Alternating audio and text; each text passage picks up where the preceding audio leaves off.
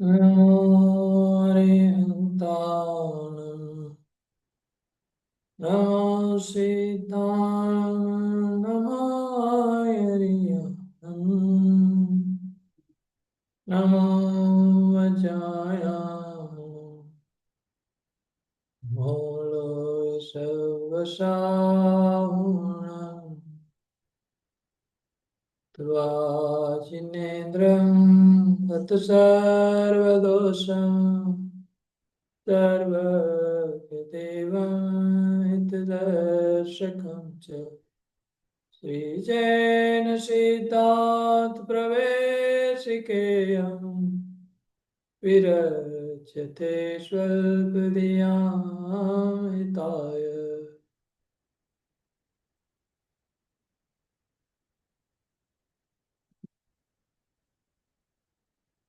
सभी को मेरा जय जिनेन्द्र। जय हिंद पंडित जी। जय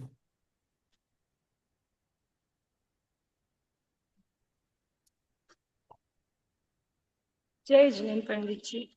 जय। ये अपनी चर्चा चल रही थी चारित्र मौनीय कर्म पे। वहां से आगे लेना है अपने को। चारित्र मौनीय तो आज हो ही जाए।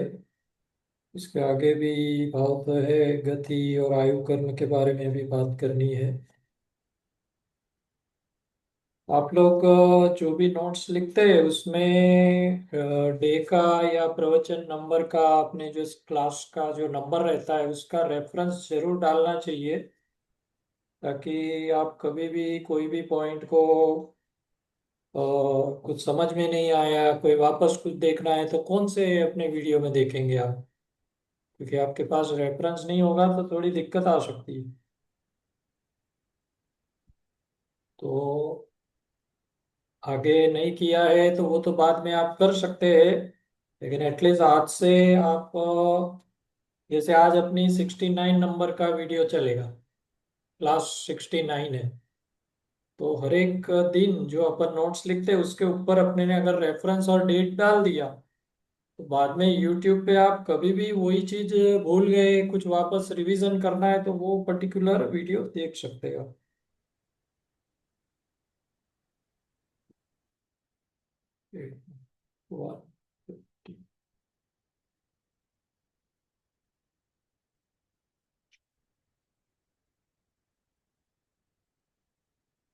यस। तो कसाय नो कसाय के बीच का डिफरेंस अपने ने देख लिया था। अनंतानुबंधी प्रत्याख्यानावरण प्रत्याख्यानावरण संज्वलन, इसकी चर्चा भी चल रही थी अपनी।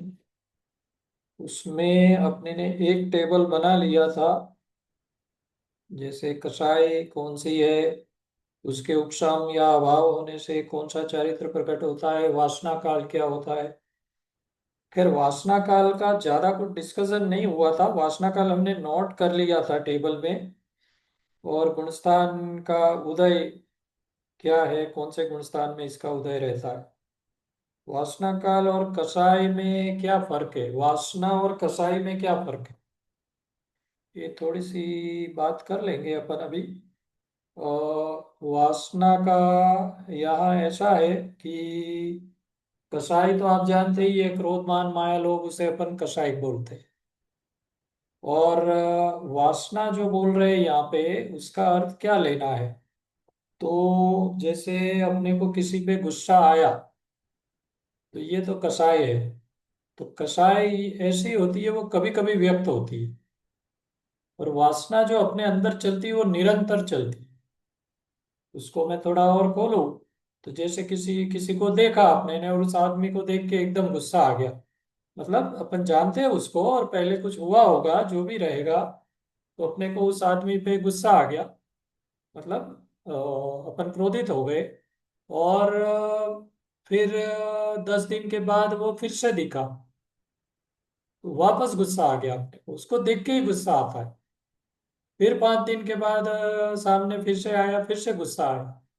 तो कसाई जो व्यक्त हुई वो तो क्या कैसे हुई, पहले दिन हुई, फिर 10वें दिन दिखा तो 10वें दिन हुई, फिर 5 दिन के बाद और दिखा तो वापस अपने को कसाई व्यक्त हुई, क्रोध। पर जो वासना है वो अंदर निरंतर चल रही है, ये बात है। तो ये वासना काल जो हमने लिखा ना, उसको ऐसे समझना है कि अपने अंदर निरंतर चल रही है, और जब व्यक्त होती है वो तो कसाय है, वो कभी कभी व्यक्त होती है। सो यहाँ पे अपने ने जब बोला अनंत काल, अनंत अनुबंधी क्रोध मान माया लोभ में, ऐसे मैंने क्रोध का एग्जाम्पल दिया, आप बाकी में भी लगा सकते हैं। तो दूसरी कसाई में भी ऐसे ही समझना है। तो यहाँ अपन जब बोल रहे हैं अनंत अनंत काल तक का कॉन्ट्रैक्ट हो गया, इसका मतलब अपने अंदर वो क्रोध चलता ही रहेगा, चलता ही रहेगा, चलता ही रहेगा, अपने को शायद मालूम ना भी रहे। वो जब चीज सामने आती है, वो इंसिडेंट जब याद आता है, वो व्यक्ति सामने आता है, तब वो व्यक्त हो जाता है, चाहे कितने भी साल हो गए। तो वो अनंत अनुबंधी की बात हुई। जैसे अपने ने पार्श्वनाथ जी का जो मरुभूति का जीव और कमठ, उसकी पूरी जो स्टोरी 9 9 10 10 भाव तक उनका चला, वो क्या था, अनंत अनुबंधी है। और अप्रत्याख्यानावरण में हमने लिखा 15 दिन से 6 महीना, तो वो वासना चलती रहेगी।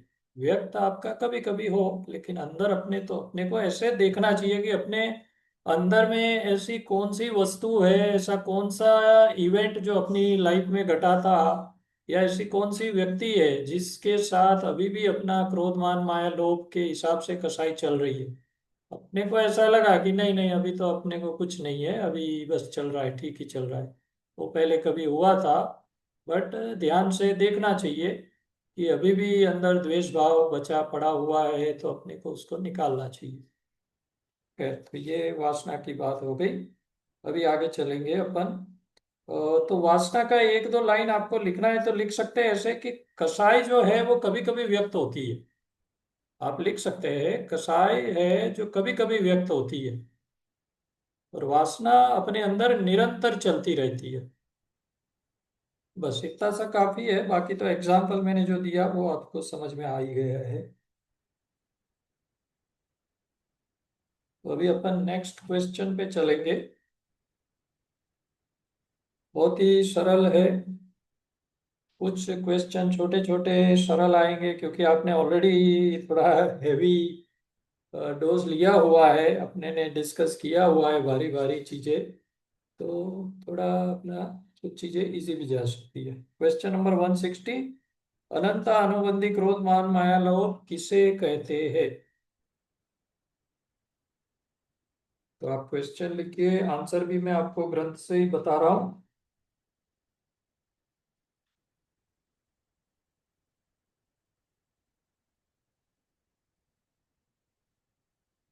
आप लोगों को जो क्वेश्चन भेजा था उसमें से सिर्फ 2 आंसर आए मेरे पास, हाँ। और मैं भी थोड़ा बिजी था, तो अभी तक मैं आपको सामने उत्तर नहीं दे पाया, लेकिन मैं सोच रहा था किसी और 3 4 लोगों का आना चाहिए ना।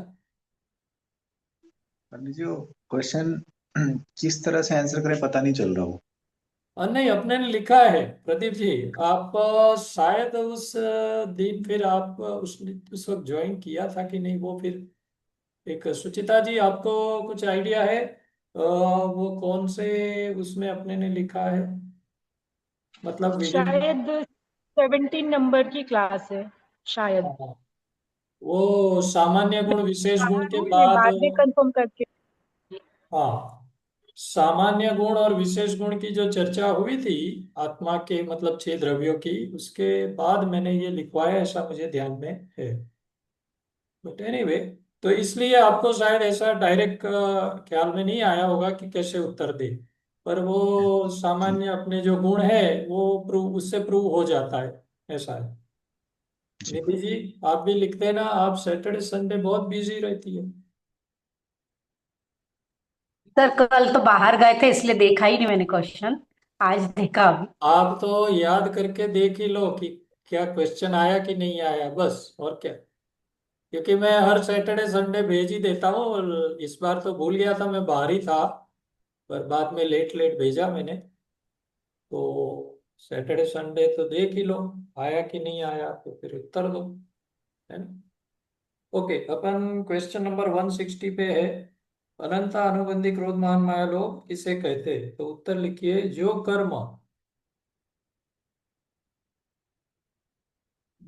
कर्म आत्मा के स्वरूपाचरण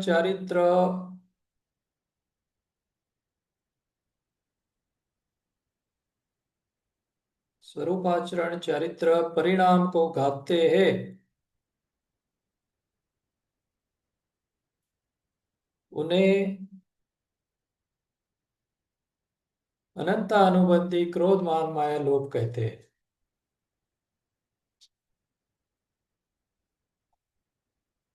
तो अपनी काफी चर्चा हुई हुई है, सम्यक्त्व को भी, सम्यक दर्शन को भी घातता है ना। अपने ने अगले कक्षा में ही मैंने पूरा जो धवला का रेफरेंस देके बताया था कि चारित्र को तो घातता ही है, पर सम्यक दर्शन को भी घातता है अनंत अनुबंधित। बस इतना छोटा सा आंसर है। क्वेश्चन नंबर नेक्स्ट अपन ले लेंगे, क्वेश्चन 161।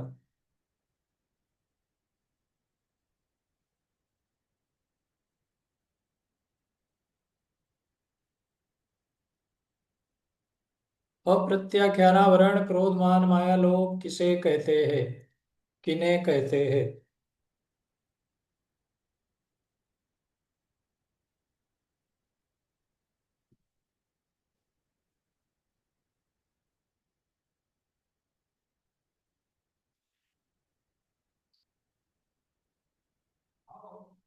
इसका उत्तर लिखेंगे, जो कर्म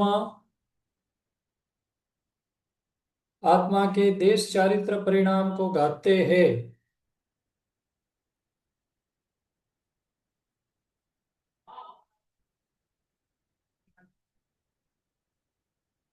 उन्हें अप्रत्याख्यानावरण क्रोध मान माया लोभ कहते हैं।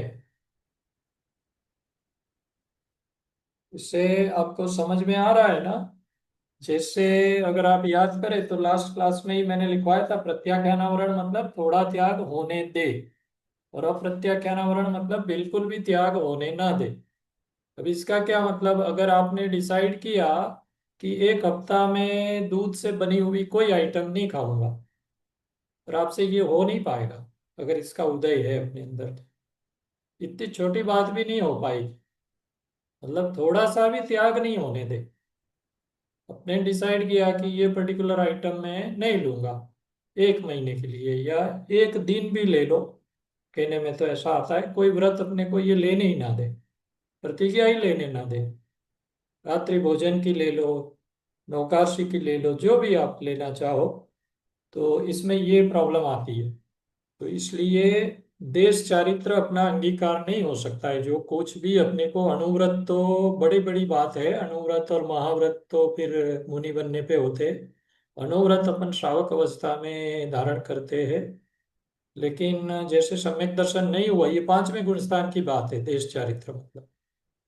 तो सम्यक दर्शन नहीं हुआ है तो फिर व्रत लेने का तो कोई मीनिंगफुल नहीं है। कहने की बात नहीं करना ऐसा मैं नहीं कहूँगा, पर आइडियली तो सम्यक दर्शन के बाद ही होती है प्रतिमाएं और व्रत धारण करना। पर फिर भी जैसे अभी सम्यक दर्शन नहीं हुआ है, लेकिन अपन बहुत सारी आइटम्स, बहुत सारी चीजें ऐसी है, सिर्फ खाने पीने की बात नहीं है, कपड़ा, धन संपत्ति सब कुछ आ जाता है। तो इसकी कैटेगरीज रहती है। जैसे अपन सोचे कि ट्रैवलिंग, तो मैं इस साल इंडिया के बाहर नहीं जाऊंगा, तो आपका ये एक प्रतिज्ञा हो गई, और आपको फिर किसी भी कीमत पे फिर जाना नहीं है इंडिया के बाहर। तो वो सब अपने अपने हिसाब से सोच के लगा सकते हैं। इसमें अलग अलग प्रकार की प्रतिज्ञाएं होती है। और उसमें क्या है कि जैसे मैं, मेरी बात करूँ तो मैं 3 मंथ्स का डिसाइड करता हूँ। मेरे पास ऐसी जो 12 व्रत अपने हैं, उसकी 400 लाइन आइटम है। एक्सेल में मैंने पूरी ट्रैकर बनाया है। तो वो 400 लाइन आइटम में से, क्योंकि प्रतिज्ञा लेने की बात है, अब लेने के लिए तो आपको 200 250 तो इजी दिखेगी, यूं ले ले अपन, इसमें क्या दिक्कत है, ये तो कर ही सकते हैं, इसमें तो कर ही सकते हैं। लेकिन जब प्रतिज्ञा की बात आती है तो शास्त्रों में तो कहा कि किसी भी कीमत पे फिर प्रतिज्ञा टूटनी नहीं चाहिए। तो इसलिए थोड़ा कॉशियसली जाना चाहिए, हर तरीके से सोच समझ के फिर वो प्रतिज्ञा लेनी चाहिए। तो एक 3 मंथली अपन कमिटमेंट कर सकते हैं अपने आपके साथ। और अपन वो समझो 400 में से अपने को 100 आइटम क्लियर दिखती है कि इसमें कोई दोष नहीं आएगा, तो वो अपन धारण कर सकते हैं। तो जितना अपने से हो सके वो करना ही चाहिए। सम्यक दर्शन का वेट करके बस वो तो जब होगा तब करेंगे, ऐसा तो नहीं होता है ना। वो तो चलता ही रहता है, सब साथ में चलता ही रहता है।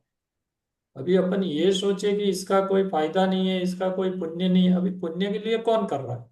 मैं तो मेरे परिणाम अच्छे हो इसलिए कर रहा हूँ, मुझे पुण्य चाहिए भी नहीं, मुझे कोई इसकी क्रेडिट नहीं चाहिए। मैं रात्रि भोजन ना करूं, मैं छना हुआ पानी ही पीऊं, मैं छना हुआ पानी ही जो यूज करते हैं उसमें भी वही करूं, ये सब चीजें अपन सोच समझ के कर सकते हैं। तो मेरे को ऐसा पुण्य चाहिए इसलिए तो मैं कर ही नहीं रहा हूँ। इसमें निमित्त नैमित्तिक संबंध होता है। एक तरफ अपन बोलते हैं कि भाई आत्मा में रमो, आत्मा में स्थिर हो, चिंतन मनन करो, यही ये निश्चय का धर्म है, कोई कोई सवाल ही नहीं उठता है। यही तो गाइडेंस दिया है सब आचार्य जी ने भी। लेकिन इसका मतलब ये नहीं है कि कोई क्रिया वाली चीज करनी ही नहीं है आपको। फिर तो अपन बहुत बड़ी भ्रम में जिएंगे फिर, कि भाई मैं तो यही करूंगा, तो वो निश्चयाभासी मिथ्या दृष्टि है फिर। जैसे मोक्ष मार्ग प्रकाशक आपने कभी देखा हो तो उसमें पूरा चैप्टर है उसका, निश्चयाभासी मिथ्या दृष्टि। तो अभी तो चर्चा नहीं करेंगे, पर उसमें उसको भ्रम है, उसको लगता है यही धर्म है। बाकी कुछ मंदिर वंदिर जाना, पक्षाल करना, पूजा करना, हाँ यात्रा पे जाना, ये करना वो करना, उपवास तप वगैरह सब सब कुछ मतलब का नहीं है। अपन तो बस आत्मा, मैं आत्मा हूँ, मैं कुछ करता ही नहीं हूँ, मुझे सिर्फ जानना देखना है, ऐसे भ्रम वाली फीलिंग भी अपने अंदर आ सकती है। तो खैर अपन बात कर रहे थे क्या क्या अपन प्रतिज्ञा ले सकते हैं, अपने को सोचना चाहिए और करना चाहिए। जैसे एक दूसरा 3 मंथली जैसे मैंने कहा, उसके बाद जैसे अभी 31 दिसंबर को या 31 जनवरी, मुझे देखना पड़ेगा मेरा वो पीरियड कंप्लीट होगा, तो वापस मैं रिवाइज कर लूंगा कि इसमें से अपने को कोई ऐड करना है, लेस करना है, तो वो अपन कर सकते हैं। और उससे काफी काफी काफी अपने परिणाम, मतलब एक संयम जैसा फीलिंग भी अच्छा आता है, अपने भाव अच्छे रहते हैं, करना चाहिए। दूसरा एक ऑप्शन, बहुत अच्छा ऑप्शन है, वो डेली बेस पे, डेली में भी आप 20-25 चीजें डिसाइड करके कर सकते हैं। उसमें क्या कर सकते हैं, तो जैसे मैंने, मेरी एक लिस्ट है, जैसे सुदेव सुगुरु सुधर्म, उन्हीं को मानूंगा मैं, कुदेव कुगुरु कुधर्म को नहीं मानूंगा। डेली बेस पे मैं अपने आप को रिमाइंड करता हूँ कि अपने से कोई गलती ना हो इसमें, क्योंकि वो तो मिथ्यात्व, बहुत बड़ा ग्रहित मिथ्यात्व में अपन चले जाते हैं। फिर देव दर्शन, गुरु वंदन। अभी आपको लगे कि आज मैं नहीं जा पाऊंगा, तो सुबह सुबह ये प्रतिज्ञा मत लो। आपको लगे अपन जा ही रहे, ये वीक तो पूरा जा रहे, या आज आज की बात है, डेली की बात कर रहा हूँ, तो आज मैं जा रहा हूँ तो मैंने ले ली सुबह प्रतिज्ञा, आज जाऊंगा देव दर्शन। कभी ऐसे ऐसे रीजन आते हैं कि अपन नहीं जा पाते, तो ये भी आप बहुत इजी वाले हैं, मतलब लो हैंगिंग है। जिनवाणी श्रवण, स्वाध्याय करूंगा, तो अपन 10 घंटे कर रहे, 8 घंटे कर रहे, तो मैं 4 घंटे का ही कमिट करता हूँ। करो आप, लो करो उसमें। सामयिक करूंगा आज, तो सुबह सुबह 4 बजे 5 बजे जब भी अपन दिन की शुरुआत करें, तो अपन पहले ही ये लिस्ट देख लेते हैं, इसमें से आज अपन क्या क्या कर रहे हैं। नक्की किए हुई सब्जी लूंगा। इसके अलावा कि जैसे शास्त्रों में आप देखेंगे तो 28 लाख करोड़ सब्जियां है वर्ल्ड में। कितनी? 28 लाख करोड़। और आप अगर प्रतिज्ञा नहीं लेते तो सबका दोष आपको लगता है, क्योंकि आपने छोड़ा तो नहीं है। अब खाओ नहीं खाओ बात अलग है, तो अपने तो 10-12 में निपट जाता है, भाई लिस्ट बना रखी है 10-12, बस इतने में से ही लेंगे और कुछ नहीं लेंगे। और आपको ऐड करना है तो 25 की बना लो लिस्ट भी, इसमें क्या है। तो इतने सारे दोस्त से तो बच जाए अपन। इसमें आपको ध्यान में ही होगा कि जैसे रात्रि भोजन नहीं करूंगा, इसकी प्रतिज्ञा आपने नहीं ली है, तो फिर भी रात को तो नहीं खा रहे आप, तो उसका कोई आपको, जैसे बोलते हैं कि उसका आपको बेनिफिट भी नहीं है इतना, क्योंकि आपने कोई प्रतिज्ञा ही नहीं ली है। प्रतिज्ञा तो लेनी चाहिए, क्योंकि प्रतिज्ञा नहीं लोगे तो आपके भाव बिगड़ सकते हैं कभी भी। सिचुएशन ऐसी आई, भाई मैंने कहा प्रतिज्ञा ली है, खा लो, आज भूख लगी है, दूध पी लो, चलो फ्रूट ले लो। तो ये सब बातें बहुत ही लंबी है, अभी मैं ज्यादा इसको नहीं खोलूंगा, पर पॉइंट इसको कंप्लीट करके आगे बढ़ जाएंगे। कंबल का त्याग रोज कर सकते हैं आप।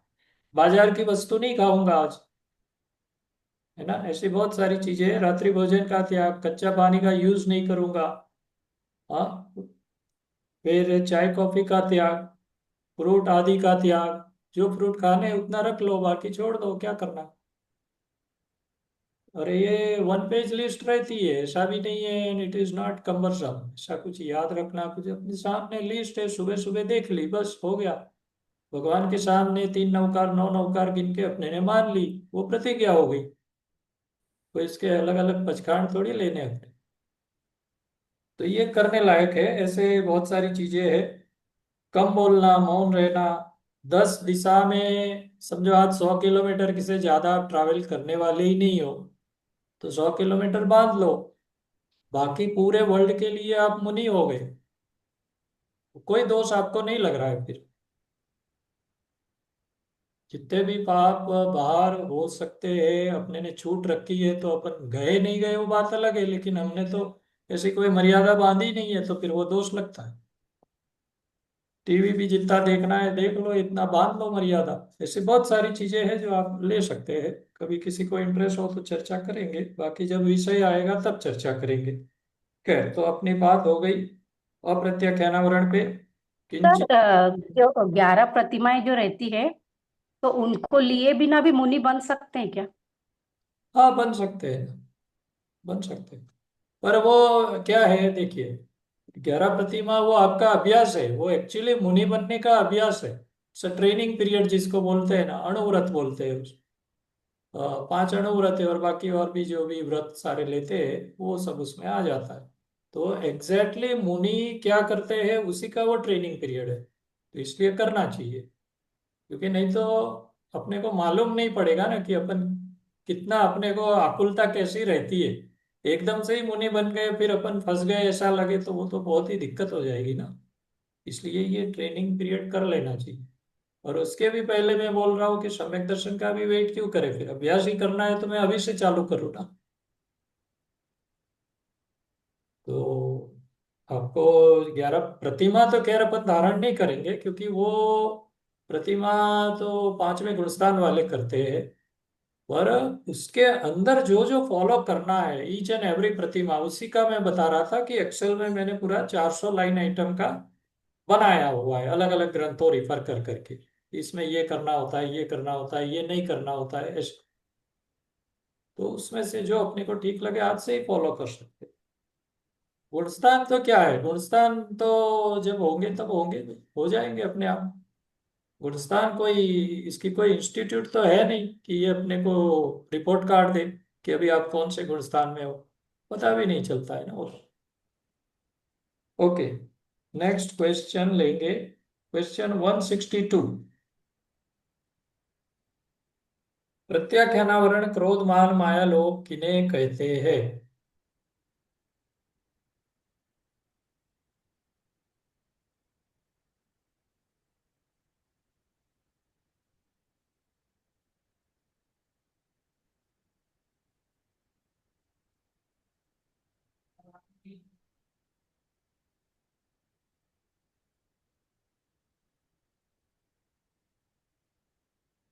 इसका उत्तर लिखिए।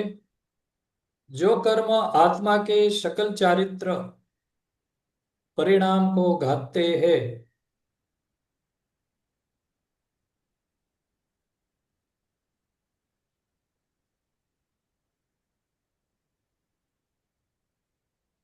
उन्हें प्रत्याख्यानावरण क्रोध मान माया लोग कहते हैं। तो ये पूरी मुनि दशा की बात आ गई। 6 से लेके 10 में तक सकल चारित्र चलेगा, और इसमें थोड़ा त्याग होने देता है। तो ये फर्क है दोनों में, उसमें बिल्कुल भी त्याग नहीं होने देगा, यहाँ पे आपको थोड़ा त्याग होने देगा। ओके, आगे बढ़ेंगे। Question number 163।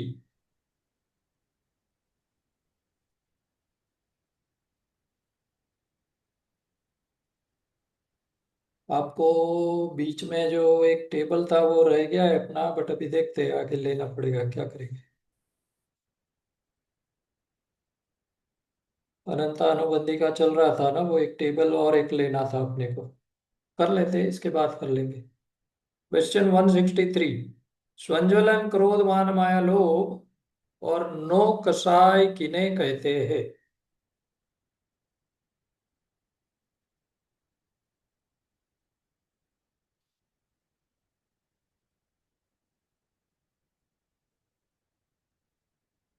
इसका उत्तर है, जो कर्म आत्मा के यथाख्यात चारित्र परिणाम को कहते हैं,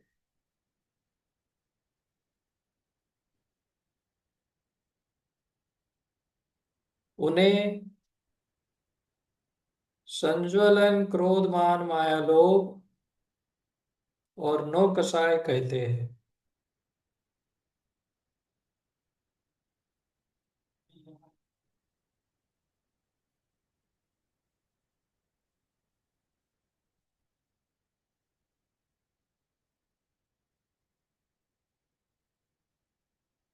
वैसे आपको तो मालूम है, संज्वलन अलग है, नो कसाय अलग है। उन्होंने फुटनोट में जस्ट बताया है कि ये दोनों अलग है, और यथाख्यात चारित्र को गाते हैं इसलिए साथ में लिया है इसको।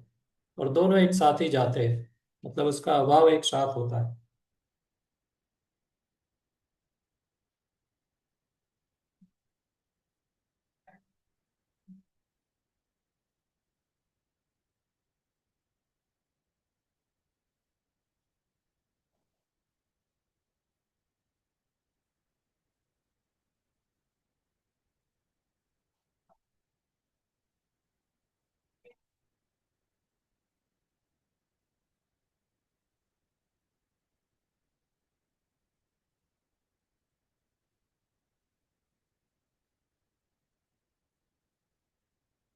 अभी एक छोटा सा जो टेबल बाकी था वो कंप्लीट कर लेते हैं मेरे ख्याल से, और फिर आगे बढ़ेंगे तो अपना चारित्र मौनिया का पूरा चैप्टर यहाँ कंप्लीट हो जाएगा। टेबल के कॉलम्स में बताता हूँ। टोटल 5 कॉलम है। टाइटल टेबल का आप दे सकते हैं कि अनंता अनुबंधी आदि, अनंता अनुबंधी आदि की अनुभाग अपेक्षा चर्चा।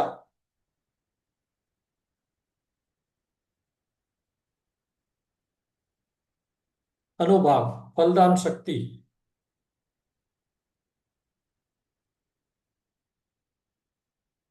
तो पहले कॉलम का टाइटल है प्रकार। सर अनुभाग मतलब? अनुभाग मतलब फलदान शक्ति। जो कर्म उदय में आते हैं ना, फिर अपने को जो वेदना होती है ना, वो कितनी तीव्र है, मंद है, मीडियम है, क्या है, उसको अनुभाग बोलते हैं। सर कम लिखना रहेगा कि ज्यादा लिखना रहेगा? नहीं, बिल्कुल गैप के हिसाब छोटा से। छोटा। चारों को आप इक्वल कर देना चाहिए। मेरे के 5 कॉलम है ना, पांचों को इक्वल कर दीजिए बस पूरे पेज में जो जी। है आप।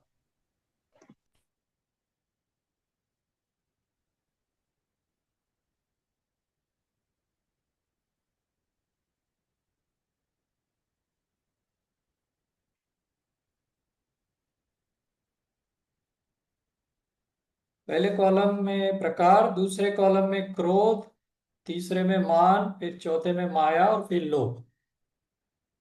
ये कॉलम के टाइटल हो गए।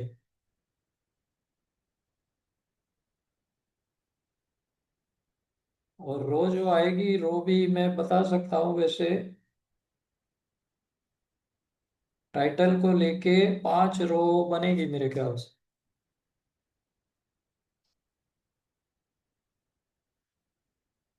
ठीक है, पहली रो में लिखेंगे, पहले कॉलम में अनंता अनुबंधी।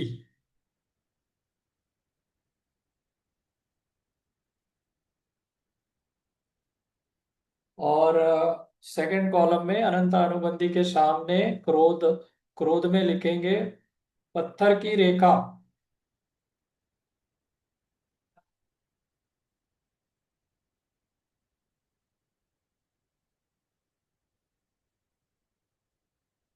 फिर अपन थोड़ा रो वाइज जाएंगे। दिस टाइम कॉलम कंप्लीट करने की जगह हम रो वाइज जाएंगे। तो पहले रो में तो या दूसरे रो में आपने लिखा अनंतानुबंधी, उसके नीचे आएगा अप्रत्याख्यानावरण,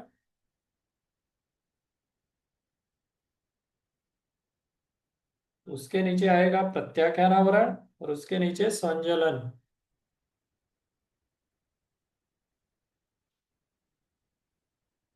और क्रोध के कॉलम में पहले तो लिख दिया है ऑलरेडी पत्थर की रेखा। अभी अप्रत्याख्यानावरण के सामने लिखेंगे पृथ्वी की रेखा।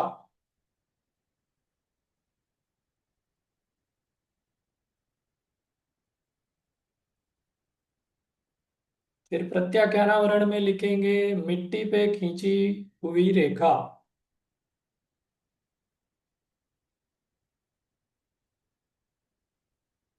और स्वंजलन में लिखेंगे पानी में खींची हुई रेखा।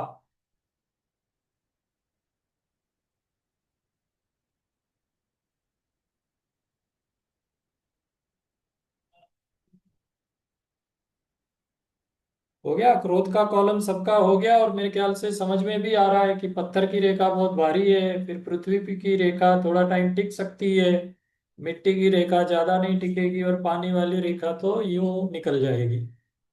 तो क्रोध वैसा रहता है, समझ रहे हैं ना। उसके बाद मान। तो मान में अनंता अनुबंधी वाले के सामने आपको लिखना है पाषाण का स्तंभ।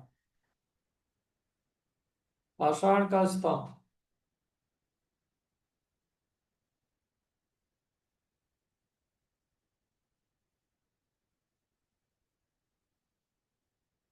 उसके बाद अप्रत्याख्यानावरण में लिखेंगे हड्डी का स्तंभ।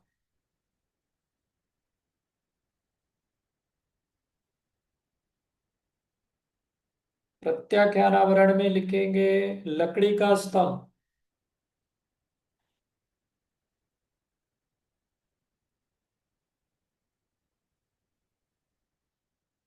और संज्वलन में लिखेंगे गीली लकड़ी का स्तंभ। तो इसको आप मान से कोरिलेट कर सकते हैं, मतलब जो अपने को मान सम्मान की एक चाह रहती है वो ऐसी है। अगर अनंता अनुबंधी है तो पाषाण जैसी रहेगी, आप झुकेंगे ही नहीं किसी के सामने।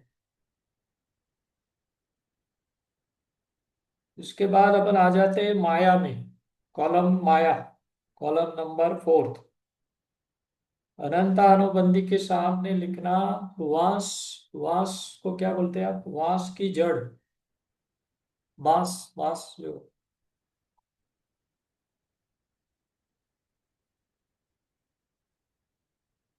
सर बांसी बोलते हैं। बांस ही बोलते हैं ना, बढ़िया, चलो। बांस की जड़। अप्रत्याख्यानावरण में बारहसिंगा पशु के सींग। बारहसिंगा करके एक पशु है, उसके सींग।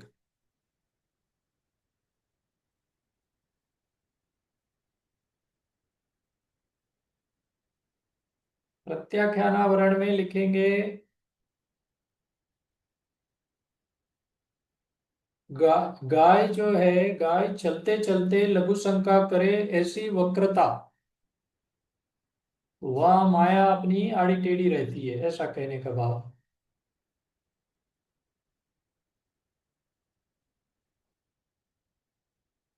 और संज्वलन में लिखेंगे बैल के पैरों के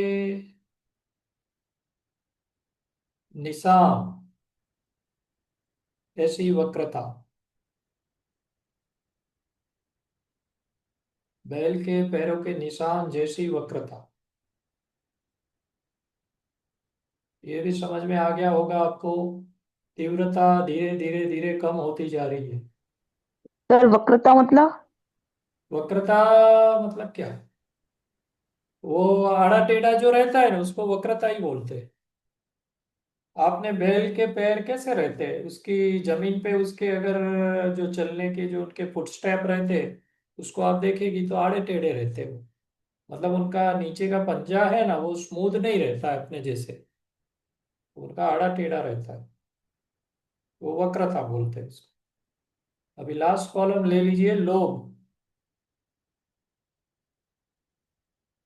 अनंतानुबंधी में लिखेंगे लाख का रंग, ब्रैकेट में लिख सकते हैं कठिन रंग।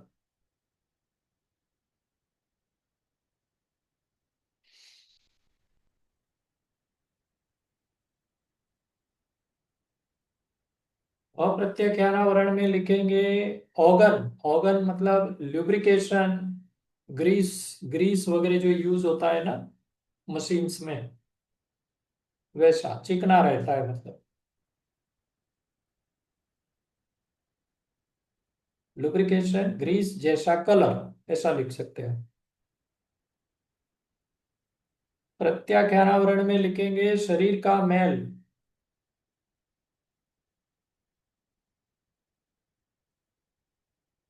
और संजलन में लिखेंगे हल्दी, कपड़े पे लगी हल्दी।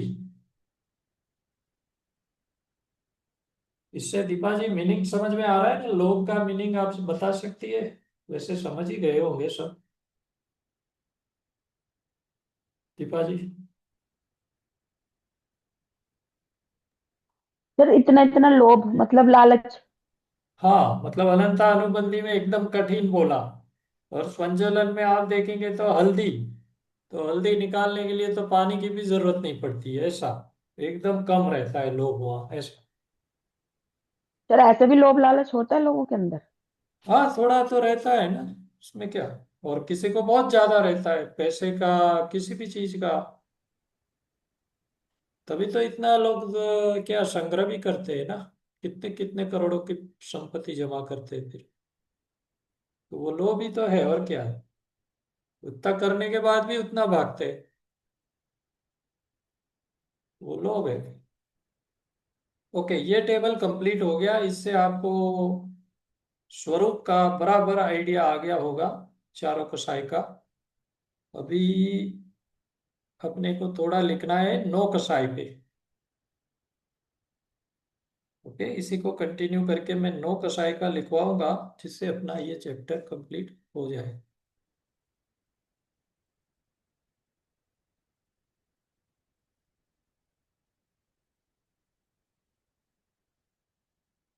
तो लिखिए नौ कसाई मतलब जो यथा क्या चारित्र को प्रकट न होने दे, उसे नौ कसाय कहते।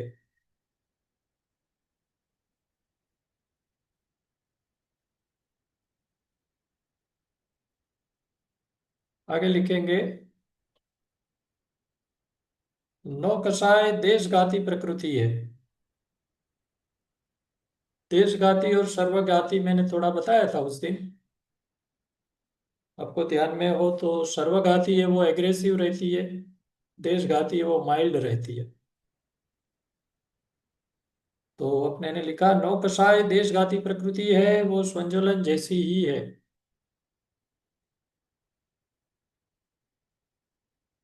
नेक्स्ट लाइन में लिखेंगे हास्य।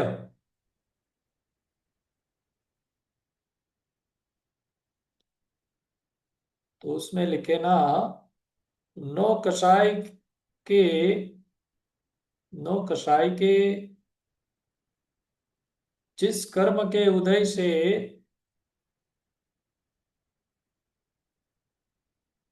जीव प्रफुल्लित होता है,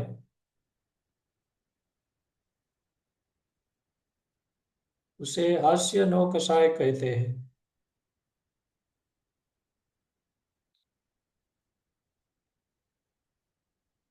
ओके, इसके बाद नेक्स्ट लाइन रति। छोटी छोटी वन लाइनर लिखवा रहा हूं परिभाषा। रति जिसमें नजदीक आने का भाव होता है, प्रीति करने का भाव होता है। तो रति में आपको ये लिखना है। नेक्स्ट लाइन में लेंगे अरति,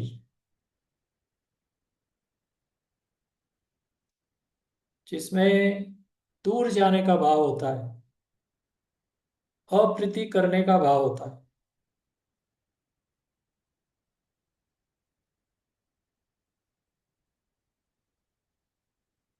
उसके बाद है शोक।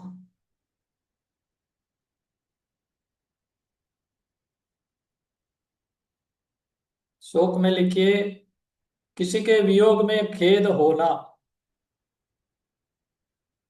खेद खिन्नता होना, वो शोक है।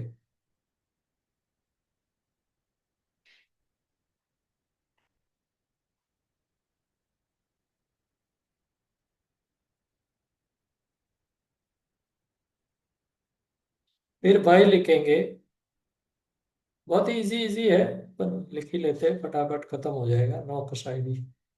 भय, किसी वस्तु से डरना, उसे भय कहते हैं।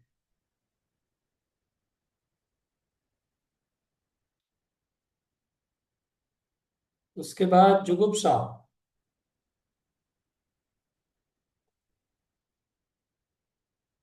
उसमें लिखिए किसी वस्तु को देख के ग्लानि होना, ज्ञानी, ग्लानि, क्रुद्धता जो होती है ना, ग्लानि लिखिए आप तो। Drona, Drona is the right word. किसी वस्तु को देख के द्रोणा होना, उसे जुगुप्सा कहते हैं। ग्लानि भी लिख सकते हैं।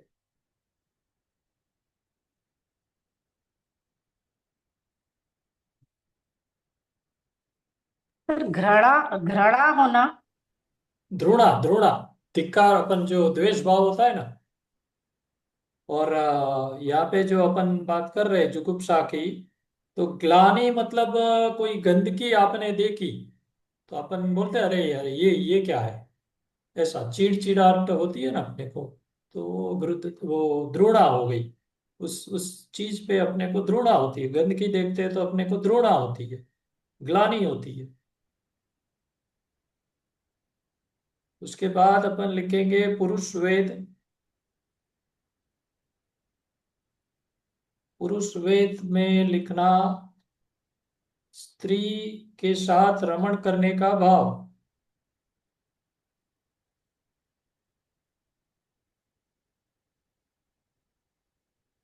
फिर स्त्री वेद में लिखना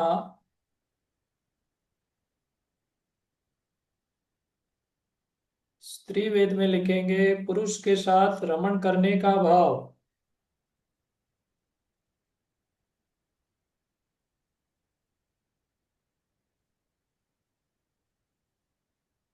और लिखेंगे नपुंसक वेद। नपुंसक वेद का अर्थ है दोनों के साथ रमण करने का भाव।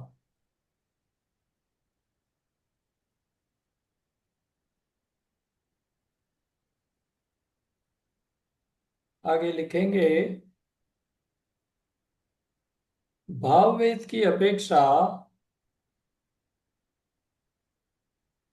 भाव वेद की अपेक्षा कोई अंदर से स्त्री वेद या पुरुष वेद हो सकता है।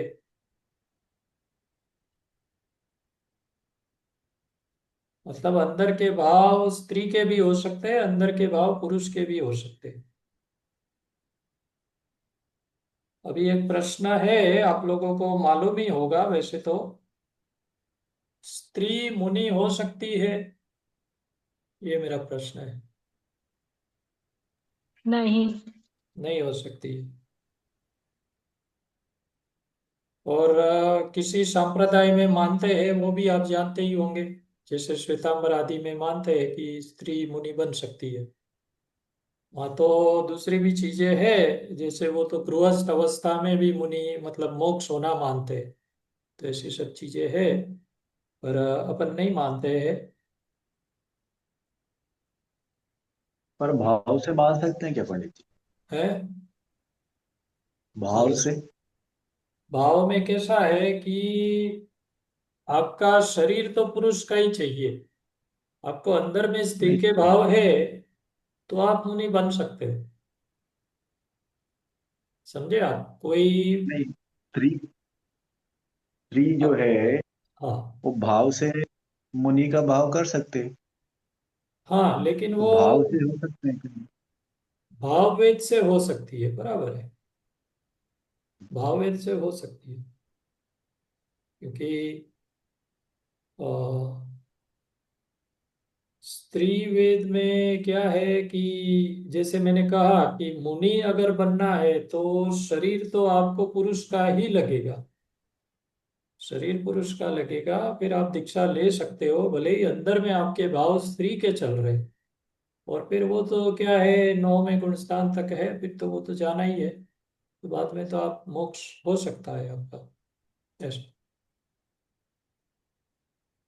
तो उसके लिए मैंने कुछ नोट्स लिखी थी, मैं बताता हूँ आपको कि स्त्री मुनि नहीं हो सकती है, स्त्री मुनि हो सकती है लेकिन भाव भेद से हो सकती है। श्वेतांबर महिला की नग्नता को मानते हैं, आधार पूछने से कहते हैं कि स्त्री वेद की मुक्ति ग्रंथों में लिखी है। तो यहाँ पे भाव वेद से तो हम मना कर ही नहीं रहे, पर द्रव्य वेद जो है वो पुरुष का शरीर चाहिए, फिर हो सकता है। वे मलिन को स्त्री मानते ना पंडित। हाँ, मल्लीनाथ का जो एग्जाम्पल है, अब उसे, वो स्त्री है फिर भी वो तीर्थंकर बन गए ऐसा मानते हैं। खैर ऐसे डिफरेंसेस है, कंट्रोवर्शियल चीजें है, वो तो जब विषय आएगा तब चर्चा करेंगे, अभी तो अपन आगे ही बढ़ जाएंगे। ये तीनों वेद 9वें गुणस्थान तक रहते हैं, आप लिख सकते हैं।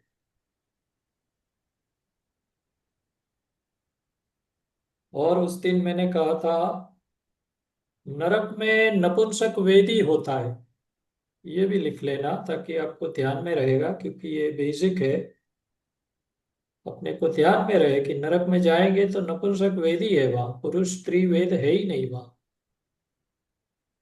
फिर आप लिखेंगे तिर्यंच में तीनों वेद हो सकते हैं।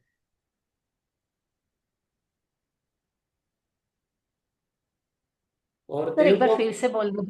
हाँ, नरक में नपुंसक वेद ही होता है,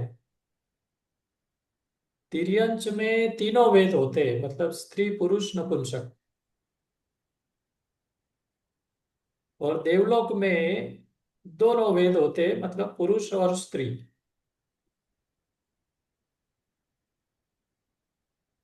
और थोड़ा इंफॉर्मेशन जानकारी के लिए लिख लेना चाहिए, समूर्छन जीव सारे नपुंसक होते हैं।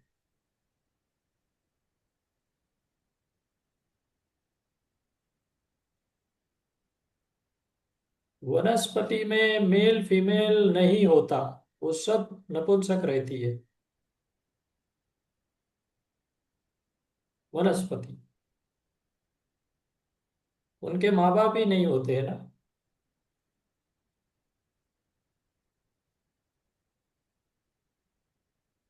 वो वातावरण से उत्पन्न होती है।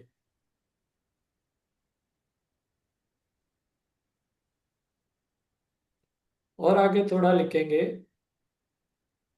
तो आपने कॉकरोच। देखा कई बार, हाँ कई देखो। बार जोड़े हो जाते हैं सब्जी, सर सब्जी में कई बार जोड़े हो जाते हैं, तो पता नहीं हाँ लोग क्यों कहते हैं कि ये किसी का जोड़ा था ऐसे बिछड़ गया। हाँ हाँ, अभी मालूम नहीं है, हाँ देखने में तो आता है, यू आर राइट, पर उसका सर ये इसमें होता है ना, वनस्पति में तो मेल और फीमेल होते हैं। ऐसा साइंस में तो बताते हैं, अपने जैन बॉटनी दर्शन में में सर, तो, बॉटनी, हाँ साइंस में बॉटनी में बताते हैं, पर जैन मेल दर्शन फ्लावर है, में नहीं फीमेल मानते फ्लावर है। हैं। वो नपुंसक वेदी बोलते हैं जैन, अपने ग्रंथों में जो आया है, मेल फीमेल उसमें नहीं होता है। और लिखेंगे कॉकरोच है, डांस, मच्छर, बिच्छू, उन जीवों में भी मेल फीमेल नहीं होता है।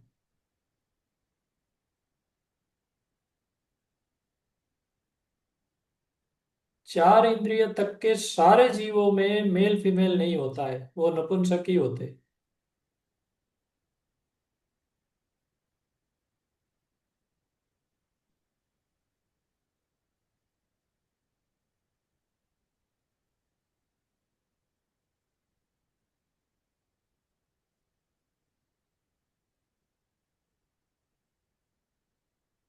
और क्रोध मान माया लोग का आपको राग और द्वेष में डिस्ट्रीब्यूशन भी तो मालूम ही होगा सबको, तो फिर मैं वो नहीं लिख पाऊंगा। जैसे क्रोध मान माया लोग में से राग किस क्या आएगा और द्वेष में क्या आएगा, अगर लिखना है तो आप लिख सकते हैं। राग में वैसे अपन है ना, नौ कसाई को भी साथ में लेके एक छोटा सा टेबल बना ही लेना चाहिए। 25 प्रकृति का ही मैं बता सकता हूँ आपको। आप छोटा सा ही टेबल है, बहुत ही छोटा, मतलब 4 कॉलम आप बनाएंगे। राग, फिर संख्या, और द्वेष, और संख्या, ऐसे।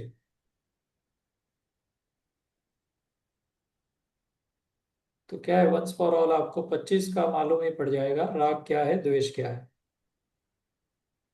पहले रो में लिखेंगे माया और लोभ। तो इसकी संख्या हो जाएगी 8, क्योंकि 4 जो है ना अपनी अनंता अनुबंधी वगैरह, 4 × 2, तो 8 हो गई वो। सेकंड रो में लिखेंगे हास्य, रति और 3 वेद। ये राग में आते हैं। हास्य, रति और 3 वेद, तो ये 5 हो गए। टोटल आप करेंगे राग का तो 13 हो गया। अभी द्वेष वाले में लिखेंगे क्रोध और मान, वो भी 4 × 2 हो गया, तो 8 वो हो गए।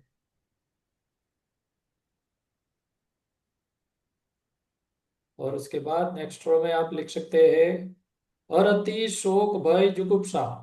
ये सब द्वेष में आता है। ये 4 हो गए। अरति, शोक, भय, जुगुप्सा, इसके टोटल करेंगे 12 हो गए। तो 13 और 12 25 हो गए। ठीक है।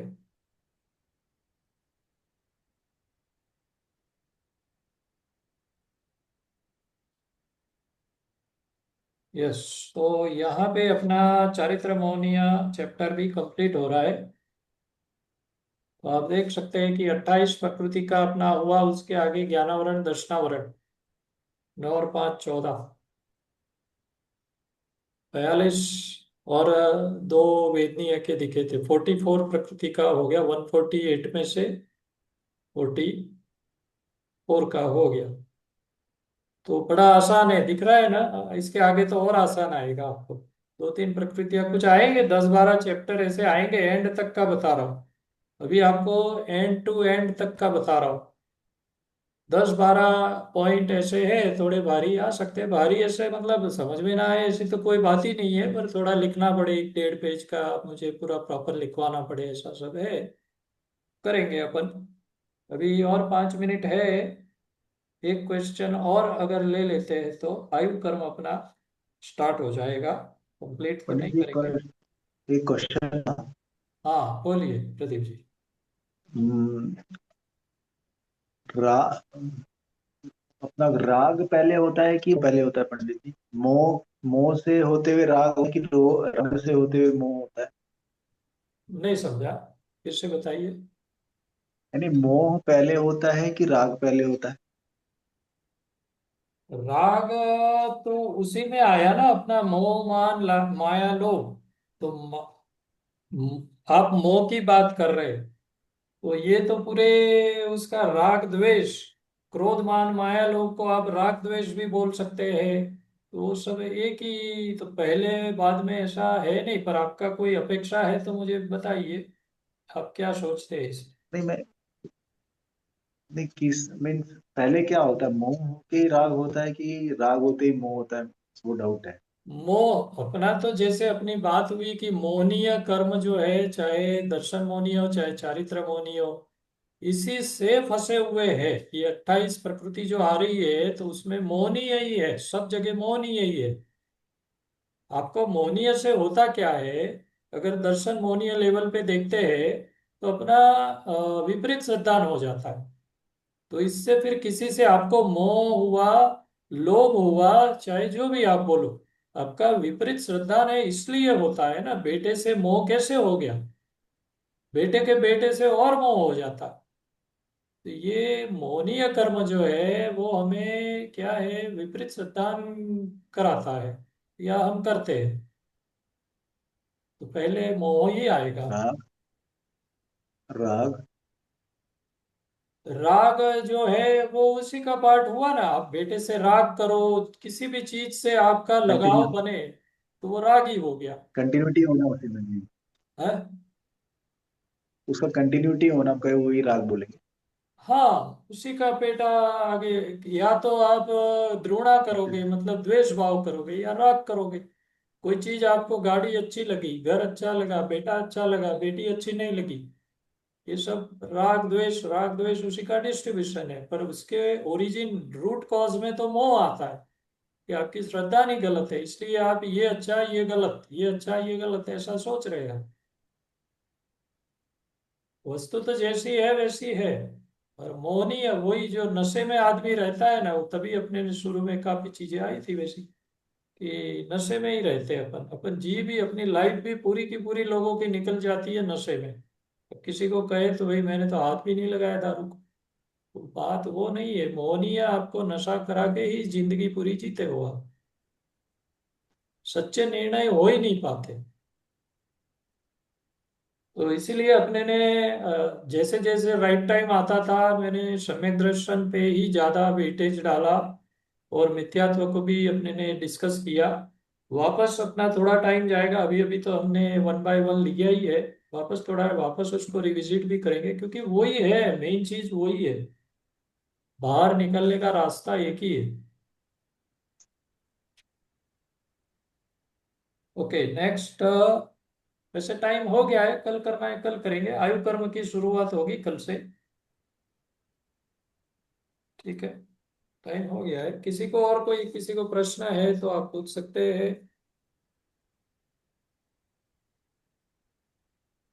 सभी लोग जो नोट्स में अलग से भेजता हूँ, आप लिख लेते हो ना, किसी का बाकी ना रह जाए।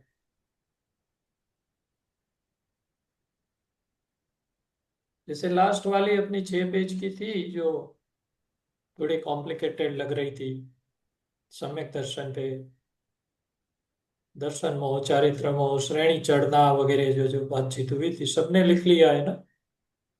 सर पूरा नोट नहीं करा, जो जो आपने बोला था वही चीजें नोट की हैं। हाँ, उतना ही मैंने आपको शायद भेजा भी उतना था ना सुचिता जी, इसमें ज्यादा तो भेजा नहीं था। जैसे लास्ट पेज पे वो आ रहा था लब्धि का, लब्धि का तो पहले ही लिखा था हमने, समझी ना।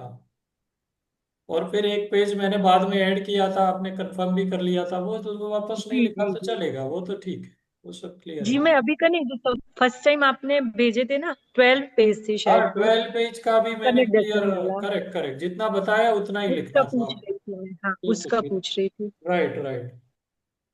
निधि जी, आपका भी हो गया लिखना? बढ़िया। जी सर। चलो, किसी को क्वेश्चन है तो पूछ सकते हैं, नहीं तो आज की क्लास यही समाप्त करेंगे।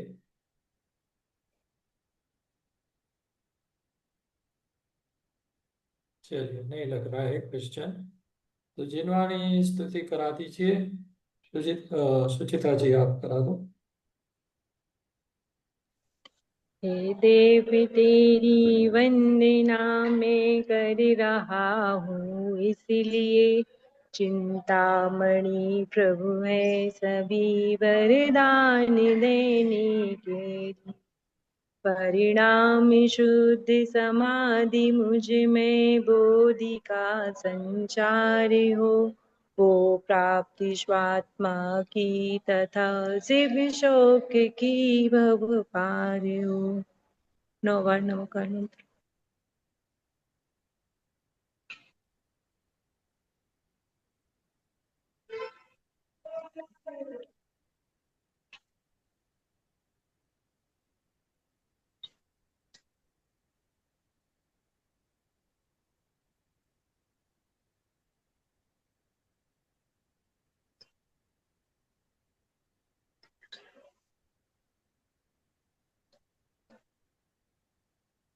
द्वादशांग जिनवाणी माता की जय हो, महान जैन धर्म की जय हो।